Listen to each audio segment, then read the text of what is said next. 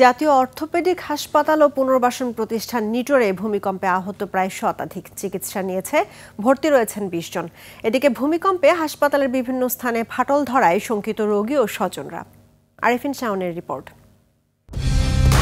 Colour expert, George sap এবং mild on hands technology সমৃদ্ধ Orix crystal wash আপনার laundry expert.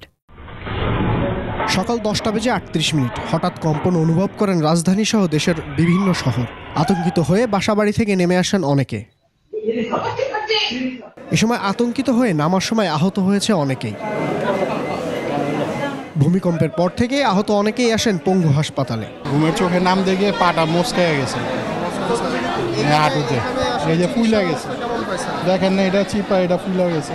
আজকে অনেক বড় একটা ঝোঁক দিছে, ওটাতে মানে সব কিছু মানে একটু উলট পালট হয়ে যাওয়ার মতো অবস্থা।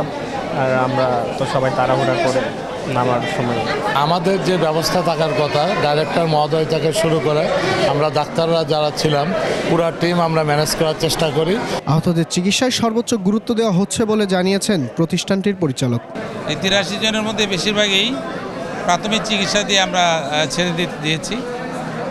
আর যে সমস্ত রোগী ছেড়ে দেওয়ার মতো না, আমরা অপারেশন কিছু তাৎক্ষণিকভাবে আমরা বেশ কিছু অপারেশনের প্রাথমিক পর্যায়ে সম্পন্ন করে এখন পর্যন্ত হাসপাতালে প্রায় ২০ জনের মতো ভর্তি হয়েছে টোটাল।